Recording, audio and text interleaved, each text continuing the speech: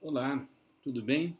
Sejam vocês todos muito bem-vindos a esta última aula sobre a teoria geral em Keynes.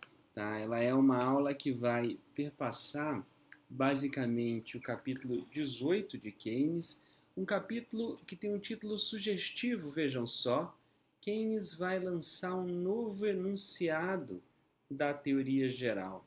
Tá? O que será que quer dizer lançar-se um novo enunciado da teoria geral? Bem, nada mais é do que reunir todos os particulares que Keynes foi analisando ao longo do livro, né?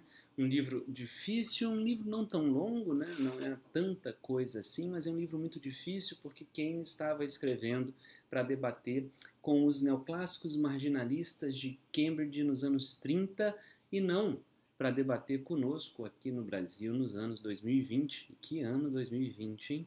Terrível. Então, nós vimos primeiro, lá no capítulo 2, que Keynes faz a crítica aos postulados clássicos, porque foi a forma que ele encontrou de desconstruir a teoria clássica, e ao desconstruir a teoria clássica, Keynes pôde, então, abrir espaço para ele lançar a sua perspectiva, cuja síntese e cuja a componente dinâmica estão dadas lá no capítulo 3, que vem com o tal do PDE, o princípio da demanda efetiva. Tudo bem? Nesse princípio da demanda efetiva, Keynes mostra que o lado dinâmico da economia é esse daqui, ó, a demanda.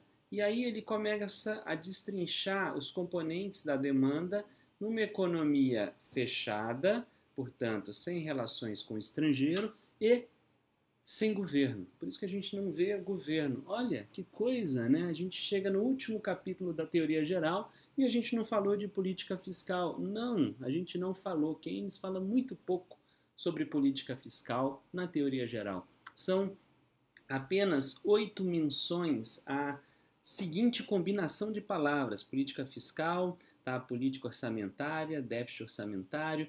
Todas essas palavras combinadas, ou seja, uma ampla amostra, só aparecem 8 vezes na teoria geral. Aqui, Keynes não fala nada sobre política fiscal, embora as pessoas adorem dizer que sim, que ele fala. Não, ele não fala. Tá? Então, o modelo de Keynes na teoria geral não tem governo, tá? E também não tem resto do mundo. É um modelo de economia fechada e sem governo. Keynes, quando estabelece o princípio da demanda efetiva, ele quer, portanto, entender os componentes tanto do consumo quanto do investimento. E a gente vai no particular ao particular, na indução. E aí, entre os capítulos 8 e 9, ele fala do consumo. No capítulo 10, ele liga o consumo ao investimento, tudo bem? E nos capítulos 11 e 12 ele vai falar do investimento especificamente, que é quando ele lança o conceito da eficiência marginal do capital. Lembrando a todos vocês que aqui no capítulo 8 e 9 ele fala da propensão marginal a consumir em sua função consumo. Keynes lança a função consumo agregada na economia. Tá?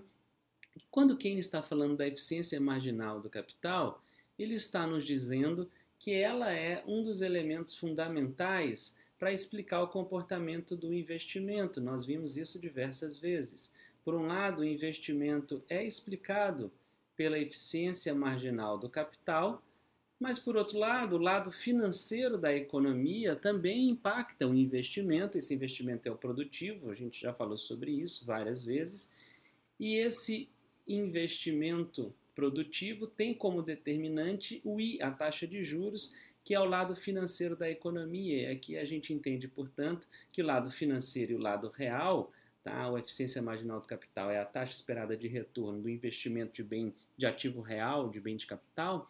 Tá? Lado real, portanto, e lado monetário financeiro são indissociáveis na economia. A moeda, portanto, não é neutra, porque essa taxa de juros aqui é uma taxa de juros da moeda.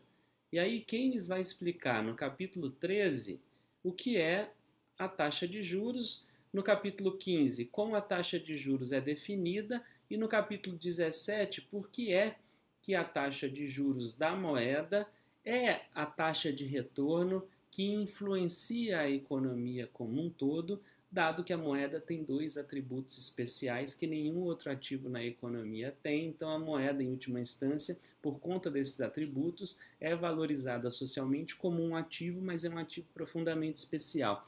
Nós vimos isso tudo, mas percebam, nós fomos no capítulo 8, capítulo 9, capítulo 10, 11, 12, 13, 15, 17.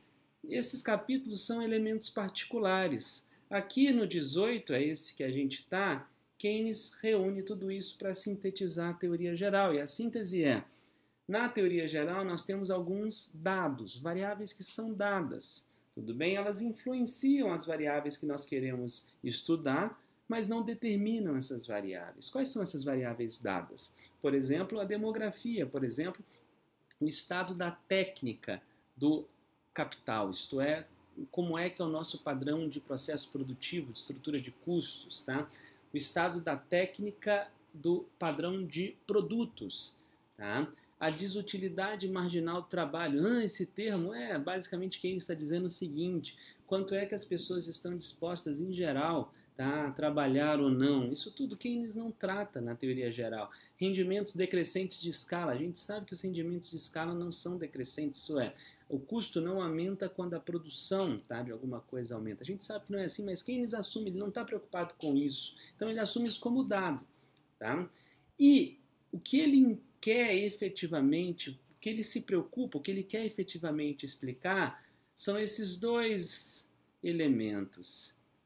N e Y, essas são as variáveis dependentes ou explicadas. É aquilo a que o livro se dedicou a entender. N, emprego, e todo emprego só existe para gerar o quê? Produção. Tá? Então, essas são as variáveis que são explicadas por outras variáveis. Quais? As independentes ou as explicativas, que no modelo de Keynes, quais são? Bem, a gente já sabe. Tá? Propensão marginal a consumir, que define a demanda na forma de consumo, eficiência marginal do capital, que define, tá, uma renda esperada para o investimento, e preferência pela liquidez, que define a taxa de juros, que é outra variável explicativa do investimento, que é um componente da demanda e, portanto, explica N e Y. Essa é a lógica sintetizada da teoria geral. Tudo bem? É como se a gente chegasse agora a um modelinho final que dá para se colocar num quadro e dizer, toda vez que eu precisar entender a teoria geral, essa estrutura aqui me permite facilmente analisar e, portanto, me permite facilmente ter um modelo na cabeça com que eu olho a realidade econômica. Tudo bem? Vejam, propensão marginal a consumir. Dentro da eficiência marginal do capital, a gente tem o quê? Receita esperada, expectativa. Tudo bem? Isso daqui é igual a expectativa.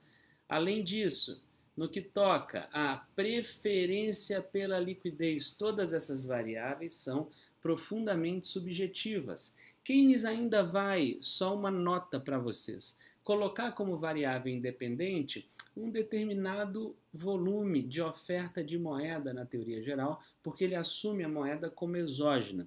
E aí, dado esse conjunto de moeda que exogenamente o Banco Central coloca na economia, as diferentes propensões, as diferentes preferências pela liquidez disputam esse contingente de moeda definindo a taxa de juros. Tudo bem? Mas isso não é relevante aqui. Em última instância, Keynes assumiu a oferta de moeda como exógena na teoria geral como um dado. Tá? Porque desde 1930, portanto, antes da teoria geral, no Tratado da Moeda, ele sabe que a moeda é endogenamente gerada, isso é, gerada pelo próprio processo bancário de criação de crédito. Tá? Se a gente olhar pelo MMT, gerado pela forma que o governo faz os seus gastos e depois arrecada impostos. Portanto, é uma coisa do próprio processo da economia. Mas esse não é nosso tema aqui, endogenia ou não da moeda, tá? É tema de aula daqui a pouco. Futuro. Olha só. Então, o que a gente tem de uma forma visual para entender a teoria geral? É o seguinte, os dados, tá? População estado da técnica, padrão de produto, tá? Disposição das pessoas a trabalharem ou não, forma do rendimento de escala da produção. Todos esses fatores mudam lentamente no tempo, segundo Keynes, na proposição do modelo que ele cria, mas trazem pouco impacto no curto prazo, então influenciam um pouco as variáveis que querem ser compreendidas pelo nosso autor, tá? Que é emprego e produto. Tá? Então elas são variáveis que fazem alguma influência, mas são variáveis que a gente não precisa deitar os olhos, porque a influência delas é localizada no tempo. Tudo bem?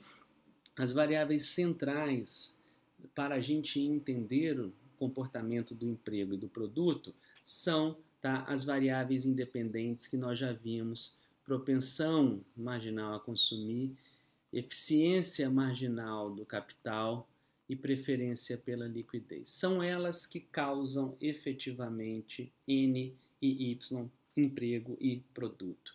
Keynes vai dizer, essas variáveis, vejam, todas elas são absolutamente subjetivas. Propensão marginal a consumir, preferência pela liquidez. Como nós vimos na eficiência marginal do capital, o que tem? Expectativa de retorno, receita esperada. Todas essas variáveis, portanto, têm um componente subjetivo muito grande. Tudo bem? E se tem componente subjetivo, estas variáveis são sujeitas, portanto, a variações violentas, abruptas, assim como nós. A gente acorda bem num dia e vai dormir puto de raiva, tá? Se a gente não oscilasse o humor, toda a psicologia seria desnecessária, todos os ansiolíticos seriam desnecessários, tá? Toda essa luta que a gente faz nesse mês de setembro, por exemplo, para chamar a atenção para o suicídio, isso não existiria. Nós somos, ainda bem, humanos. Em função disso, nós estamos sujeitos o tempo todo às nossas emoções e elas oscilam. Assim como os empresários, os consumidores, os investidores no mercado financeiro, nós temos propensão, nós temos expectativas, nós temos preferências. E a gente pode oscilar muito abruptamente.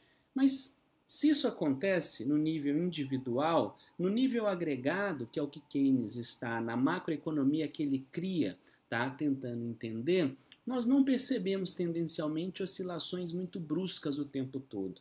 O sistema funciona de uma forma que é subnormal, isto é, a gente fica numa atividade econômica aquém do que a gente poderia estar, portanto tem desemprego involuntário, mas o sistema não é, tá, em última instância, uma coisa assim o tempo todo. Ele tem oscilações, de vez em quando mais brusca, não vou nem falar de 2020, tá, porque 2020 é uma pandemia, é um fator biológico, vamos pensar em 2008 e 2009, que são fatores econômicos causadores da crise daquele momento, tá? Mas em geral isso daqui acontece episodicamente. Tá? O sistema funciona tendencialmente estável, tá? Ainda que sem conseguir empregar todo mundo que deseja trabalhar e ainda, tá, que a gente esteja produzindo, portanto, se há desemprego involuntário, a gente está produzindo a um nível menor do que poderia. Tudo bem? Por que o sistema, então, no agregado, mesmo sujeito a alterações, a variações bruscas, tudo bem? Por que ele tendencialmente é estável? Bem, Keynes vai dizer, porque no agregado, tá, a gente tem uma espécie de média em que o sistema econômico normalmente trafega. Essa média, essa moderação, essa parcimônia, esse processo de pesos e contrapesos, fazendo com que a economia caminhe sem crises bruscas, decorre, tá, de um multiplicador, por exemplo, que a gente viu no capítulo 10, ser maior do que a unidade, mas não de forma exagerada. Então, isso implica que o giro de renda não é exponencial, o sistema não tem uma trajetória explosiva.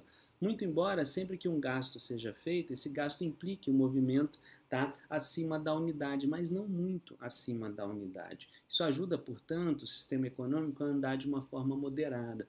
Além disso, Keynes vai mostrar, tá, e ao longo da teoria geral a gente viu isso no capítulo 12, no capítulo 11, melhor dizendo, a gente viu isso daqui, tá, sobre a eficiência marginal do capital, que as variações que acontecem nela no tempo não são tão pronunciadas, embora ela seja decrescente no tempo, não é de uma forma abrupta, tudo bem? Nada, no final das contas, do processo social que vem de uma unidade orgânica em que o todo afeta, o indivíduo afeta o todo, mais do que a sua própria ação, então 1 mais 1 igual a 3, esse processo cria pesos e contrapesos, como eu disse. E aqui quem está debatendo quais são esses processos economicamente falando. E ele vai dizer, olha, eficiência marginal do capital varia ao longo do tempo, mas as variações não são exageradas. Tá? A mesma coisa com a taxa de juros. A taxa de juros não varia de um momento para o outro de forma exagerada. Tá? Então, Keynes vai falar, por exemplo, sobre o papel que aqui, nesse processo, tá? Exerce, por exemplo, a capacidade ociosa na economia. Tá? A capacidade ociosa faz com que a gente tenha a capacidade de atender, por exemplo, uma demanda por bem de capital, sem que o preço do bem de capital, e portanto, aumente muito e, portanto, a eficiência marginal do capital caia demais. Do mesmo jeito, sempre há pessoas, de alguma forma, disso, a não ser num caso clássico, tá, e muito extremo de armadilha de liquidez, da liquidez, em que as pessoas só querem dinheiro na mão. Fora disso, normalmente, portanto, sempre há pessoas que estão dispostas a emprestar dinheiro a um determinado valor de taxa de juros, evitando que a taxa de juros dispare demais. Da mesma forma, tá, o Banco Central pode atuar sobre a taxa de juros o tempo todo para evitar que ela tenha movimentação muito pronunciada. Tudo bem? Além disso, a gente também vê que variações no emprego não causam tá, variações super intensas nos salários. Portanto, variação do emprego causa variação no salário, mas essa variação não é exagerada. O salário não cresce 10% ao ano, não cresce 5% ao ano. Tá? Mesmo que a gente esteja num processo de um alto nível de emprego, portanto, um baixo nível de desemprego na sociedade. Os contratos de trabalho que são rígidos no tempo, tá? Eles ajudam a que variações do emprego positivas, portanto, aumento do emprego, não impactem tanto os salários. E, além disso, Keynes ainda vai mostrar que no próprio processo do ciclo econômico, tudo bem? Ciclo econômico é isso, é a variação da taxa de crescimento do PIB no tempo, tudo bem? Nesse processo há um conjunto de fatores, tá, que acabam arrefecendo, sejam processos de boom, sejam deflações, tudo bem? O que é, por exemplo, nesse processo de força e contra-força, que faz com que a gente, dentro do ciclo econômico, tenha correções? Por exemplo, o desgaste do material, do equipamento de capital, faz com que a gente tenha que, recorrentemente, gastar dinheiro na forma de investimento para poder repor, tá, o desgaste, a depreciação do equipamento de capital. Então isso já é um gasto, já é uma demanda que acontece, que arrefece, por exemplo, uma queda. Da mesma forma, tá, aqui a gente relaciona com o item 3 que acabei de mencionar, dos salários. Tá? Quando a gente está numa deflação, quando a gente está quando a gente está numa recessão, tá, os salários não caem. Isso já ajuda, portanto, a economia a ter alguma forma, tá, de demanda num processo recessivo, o que ajuda, portanto, os empresários a venderem aquilo que eles produziram e não terem também um pessimismo gigantesco, tá, com relação ao que acontecerá no futuro. O que eu quero chamar a atenção? O que Keynes está chamando a atenção? Ele está chamando a atenção que o sistema é sujeito, tá, a rupturas de expectativas que causam preferência pela liquidez exacerbada, tá? Que fazem com que as pessoas passem a consumir menos. O sistema é sujeito a isso, mas isso não é notável o tempo todo. Isso acontece de vez em quando. Sim, acontece, mas não o tempo todo. Não é esse o normal, não é essa a tendência. E esta não é a tendência por causa desses 4 fatores. E são 4 fatores, tá, que, embora um empresário especificamente pode ter, de repente, um colapso de expectativa e preferir liquidez, outro talvez vai enxergar de outra forma e vai arrefecer o movimento feito pelo primeiro empresário que eu comentei. Isso, no geral, faz com que o sistema seja, ainda que em nível de produção aquém do que poderia ser e com desemprego involuntário, tendencialmente estável. Tudo bem? É isso. Assim a gente finaliza a teoria geral. Tá? Espero que vocês tenham conseguido absorver o conteúdo. Eu sei que não é um livro fácil, eu sei que não é um modelo fácil, mas é um modelo pragmático. Tudo bem? Um abraço.